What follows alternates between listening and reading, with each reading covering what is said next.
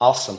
I love this so much because this reminds me a little bit of what we've done so far on Robinhood. So far, Robinhood has been one of the two positions, Doug, you know that as well, that really helped out that portfolio so far because I believe we played it to 23.74. That was a very high conviction, well, target. And I think for Snapchat, we're probably well, it's looking good. So indeed, like you say, Porter, if we just look at the quarterly time frame and also just spending some time just reiterating basic concepts, like there's three ways how we can close a candlestick. We can close it bullish, bearish, or neutral. We close a candlestick bullish if we close above the high of the prior candlestick. So for example, right, what I'm immediately looking at for Snapchat is and also what I'm looking at here is evidence that we've seen a bottom and then a perspective to go higher and then where are we going to. So evidence that the bottom is in, I see that, well, on multiple, well, you can look at multiple things. One thing that I'm looking at here is, well, we closed above that high of July. Well, that was Q3 2023. So Q4 2023, we closed above the last quarterly high there, which actually for Q1 of 2024, the bias would have been that we're most likely to trade back into that Q4 high. So a candlestick that closes above the prior candlestick, the bias on the next candlestick, as this is closing bullish, is that it's most likely that we're getting drawn back into the high. Now, if I'm just reading candlestick per candlestick, and that's really an important skill to do, just this closed bullish, left liquidity behind there, and on the prior quarter, so Q1 2024, we haven't met that bias yet of reaching the Q4 high of last year. But that doesn't mean that we're not going to make it there. So just looking from a candlestick perspective, that candlestick with that high which we closed above in Q4 2023, well, that Q3 2023 candlestick is a bullish order block that's confirmed by closing above it. And basically in the previous quarter, it seems to me like we actually retraced back in that bullish order block. And this candlestick, the way that it closed is neutral. Neutral because it did not close above the high of the prior candlestick, but it did also not close below the low of the prior candlestick. So neutral candlestick. Now, if I'm looking at this candlestick, now Q2 2024, I see that we've actually picked up the liquidity, so the low from last quarter. And I'm really just treating this as a range, which to me, it looks indeed like we're super likely getting drawn into the high of the Q1 of 2024. And then by extension, a very good target would be 17.9 here. So my idea here is very much in line with I want to find a long position. I have a high conviction that we're going to get to 17.9. Now, if we're going to get higher than that, what's going to be the next level to look at? I would look at the midpoint of this bearish monthly fair value gap. So that would be 20.43. I think that's going to be a good second target. 20.43 is the midpoint of that bearish fair value gap. And then the high end of that bearish fair value gap is 24.32. So I'm completely indeed in line with the idea that there is nothing to short here. And that indeed it's most likely that we're getting drawn up higher. But now I would need to see, well, from where would I want to play? Well, that high from a couple of months ago here, uh, it just seems to me like that is lining up with the midpoint of the body of the prior quarter, which if we're going to close above it, that's also an order block, and that would be the midpoint of it. So if I kind of verify that with FIPS and see what is the middle of the body of the last quarter, I see that that is actually 14. Once again, what do we do if we have two levels that line up closely together, such as 14 and then the high of Q2 2023? It would be to take the lowest of these two levels, which in this case is 13.89. But we can also play, for example, from the open price of the prior quarter. So there's no guarantee that we come down all that also all the way there. If we're going to close above the open price here, that's going to be the top end of a bullish order block. So that's an option. This is an option. And then I would look on a lower time frame. So quarterly to monthly, weekly, or daily. let's see on a daily time frame. So let's see.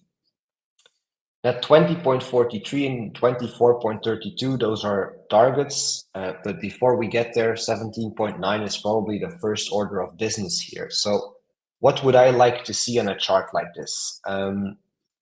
Well, we're now seeing multiple green candlesticks, right? So ideal scenario would actually be if we get and fall back into this bullish fair value gap on the daily time frame and then hold that and do something like this without going higher. So to long here, I would really want to see Snapchat not just rip up to 17.9 in one straight line. If it does that, it's going to be essentially impossible for me to long here and to cover my stop loss in a sensible way and to target to 17.9 first. If I long here, the 17.9 is a 6% move, but drawing down into this fair value gap is also already like a 3.5% move. So I would want to see exactly essentially this and that level where that 1652, keeping in mind that that is the open price of the prior quarter, right? And if that is an important level on the daily that is here, that is the first trading day of the year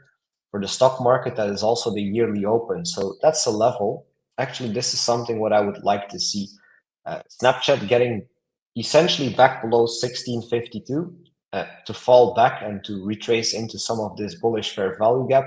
And then if it can get back above 1652 to long it from there on the daily candle close back above 1652 at that point, right, to 17.9 and to 20.43 while covering my risk with whatever the low is that is made here. So I would like to see a higher low here, then getting back above 1652 and then playing it from there.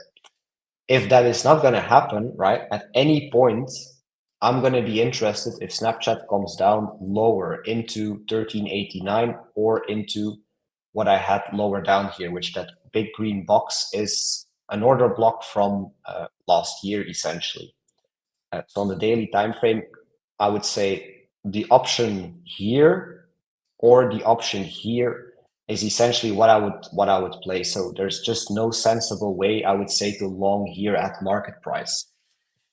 Um, Came back just in time for Snap. I heard you were in a position on this, sir, and this is a very good looking chart on the quarterly time frame. CRM will also take a look at that, Dick. And Duck, are you still here? I also need, of course, to give you your exact entry criteria for Snapchat, right? Or unless you've already got that. Looks like we got we're using the daily candles strategy instead of Mm-hmm. 4 hours at 1652 Yeah, targets 1790 and yeah, 2043 using the typical yeah. stop loss strategy. Absolutely. And if we do draw down lower, which again, I'm not saying this is now the most likely thing, but I am saying if this draws down lower, I am not interested to buy here anywhere until we get below that quarterly level of interest. It's not that price cannot hold there, it's just, well, it most often doesn't, and it's not optimal to what I want to see. But yeah, this looks like it is very similar to Robinhood in the sense that, well, a chart looking good, making higher highs and higher lows. I'm now trading here. I'm aware that I'm leaving behind a bullish fair value gap on these prior days, which runs from the high of June 2024, uh, 20 June 24th to the low of June 26th. So that could give me some daily levels of interest, right? So whatever you have there, Duck, please keep that. But this is where you could then say, well, I have a combination of a quarterly level of interest with a daily candlestick confirmation, or also I find this a very interesting chart. I also actually have some daily levels of interest, which I could, for example, look to play intraday, for example, with a 15-minute candlestick confirmation, which this untested bullish fair value gap, right? Three important levels in that: top, bottom, and the exact middle of it. Let's put on my one fib here. That is, so we have 1631, 1605, and 1579, right? These three levels would be levels that I am interested in. For example, on a 15-minute time frame, for example, and this now I could get very, very specific with what I want to see. So we're currently, it's Thursday, tomorrow we're Friday, tomorrow between 10 and 11, or already on Monday here, for example, between 10 and 11, which once again, that is the New York AM kill zone. If you're going to see any place, well, you can of course trade whenever upon bullish candlestick confirmation. That doesn't depend, but if you do something intraday during these time zones, that is what I would want to see. So, for example, right, playing from daily levels of interest now on the same exact chart, I have my blue level here, which I am very well aware still of what that is, right? That's a quarterly level of interest. Get below it, close the daily back above, and start creeping up from there. Now, lower time frame, we might very well drop lower. And it's not because we drop lower, I am still interested to play the long part on this particular ticker, right? So what I could look for example, is a move below either 1631, 1605, or 1579, and then basically getting back above that level, more specifically, for example, between 10 and 11 a.m. New York time, where I'm treating these levels exactly like my high time frame levels, as levels of interest below me, where I want to get below it, get back above, and preferably, just because I really want to emphasize that you should want to do business only on your own terms, right? You can be as specific as you want to be with it. I can go to the market, I can say, well, this is exactly what I want to see also during this period of time, right?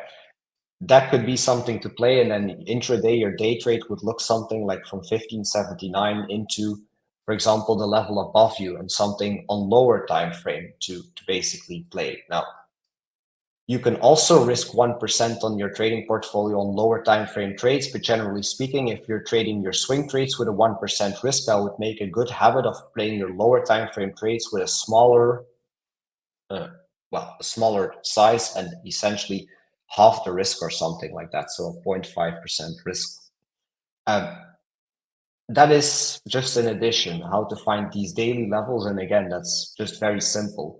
We've just left essentially this whole, the three levels to play from, and you now also know what is the ideal time to play from those levels, so time and price. Also see in the chat, I hope that is clear for Snapchat. I think you have it also, Duck, at least our swing options there.